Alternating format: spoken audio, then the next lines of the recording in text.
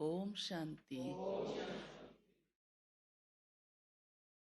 अरे बाबा ने हम बच्चों को इस सृष्टि रूपी बेहद ड्रामा का ज्ञान दिया है, और जब वो समझ में आ जाता है तो बाबा कहते हैं कि फिर किसी भी प्रकार का प्रश्न नहीं रहता है। पूछो अपने से, अंदर क्या क्या चलता है, क्योंकि ड्रामा माना निश्चित। हर एक का पार्ट भी निश्चित, कोई बदल नहीं सकता। बदल सकता है। आपको आज सर्दी क्यों हुई है, अगली बार भी ऐसे ही होगी, इतनी पक्की निश्चित। अब तो क्या, अगली बार भी उस दिन उसी समय ऐसे ही होगी। बदल सकती है? नहीं। इसलिए बाबा हम बच्चों को साक्षी कर देता है। प्रश्न नहीं लाओ कोई भी मन में, ये क्या है, ये क्यों है, ये कैसा है, ये नहीं होना चाहिए, ये होना चाहिए। इसमें अपना ही ख्यालातों का वेस्टेज है और कुछ भी नहीं है। कुछ भी नहीं है। हाँ, जो गलत है उसकी रियलाइजेशन जरूर चाहिए। ऐसे नहीं गलत को गलत देखते हुए भी तमाशा देखते रहें और नुकसान होता जाए। हाँ, फिर नहीं ठीक होता तो ड्रामा। पुरुषार्थ तो हमें अच्छा करना है ना, प्रयास तो हमें अच्छे की तरफ जाना है ना। परंतु क्यों बाबा कहता है किसी भी क्यों क्या में नहीं जाना, अर्थात खुद को हलचल में नहीं लाना। हलचल में लाके अगर कुछ करेंगे भी तो कोई फायदा नहीं होगा, अपना ही नुकसान है उसमें। क्योंकि हमारे व्यर्थ संकल्प चले तो घाटा तो अपने को ही है। तो बाबा कहते हैं ये ख्यालात समाप्त हो जाते हैं अगर हम ड्रामा की नॉलेज के ऊपर सदा खरे रहते हैं, याद रखते हैं। तो ये सब फालतू के ख्यालात, क्यों क्या कैसे कब, ऐसा नहीं वैसा हो, क्या क्या, हाँ सोच क्या बोल भी देते हैं, कर भी लेते हैं वैसा गड़बड़ सब।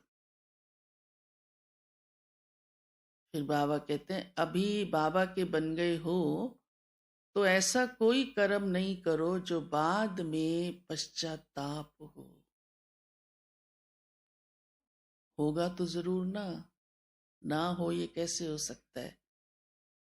अंत में तो होगा ना, अभी चाहे ना भी हो। अभी हो जाए तो फायदा है। हाँ, अभी पश्चाताप कर ले, बदल जाए तो फायदा है। अंत में तो कोई फायदा नहीं, और ही दुख बढ़ जाएगा, घाटा हो जाएगा। हाँ, भाग्य भी कम हो जाएगा। तो बाबा ने कहा बाबा के साथ सच्चे होके रहो, कुछ भी छिपाओ नहीं। कोई भी कर्म ऐसा ना हो जो तौबा तौबा करनी पड़े। नहीं तो धर्मराजपुरी तो कराएगी तौबा तौबा। हाँ, अभी चाहे अपनी कितनी मर्जी चला ले। फिर बाबा ने खान पान की भी कुछ एक बातें, हाँ आज थोड़ा सख्ती से बोली हैं। साथ साथ बाबा ने कहा है क्योंकि बाबा की श्रीमत है देह को भी भूल जाओ, देह को भी अपना नहीं समझो, इतना बेगर बन जाओ, माना खाली बन जाओ। दुनिया में तो बेगर मांगने वाले को कहते हैं ना। पहले बेगर होते थे, फकीर कहलाते थे, वो मांगते नहीं थे, खाली रहते थे। उसको देखकर सब समझ जाते थे इसके पास कुछ भी नहीं है। भोजन भी दूसरे ही उनको देते थे कि वो लें, नहीं तो वो भोजन भी नहीं खाते थे, फकीर कहलाते थे। लेकिन बाबा जो हम बच्चों को कहता है बेगर माना मेरा कुछ भी नहीं, उल्टा नशा भी नहीं। ये देह भी मेरी नहीं, इतना भूल जाना है एकदम।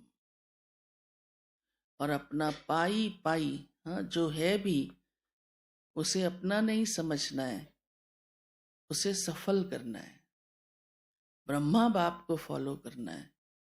ब्रह्मा बाप ने क्या किया? सब कुछ सेवा में लगा दिया, तो उसको कुछ मिला या नहीं? वो तो श्री कृष्ण बन गया, सतयुग का पहला प्रिंस, पहला विश्व महाराजन बन गया।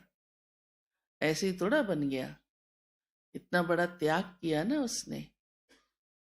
तो ब्राह्मण जीवन माना त्याग का जीवन, सेवा का जीवन, इच्छाओं का जीवन नहीं, जबरदस्ती का जीवन नहीं।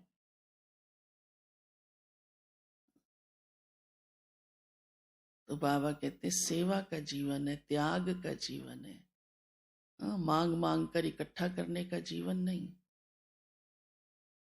जो है बाबा कहते उसमें भी अपनी रग नहीं रखो, उसको भी सफल करो, तो भविष्य ऊंचा हो जाए।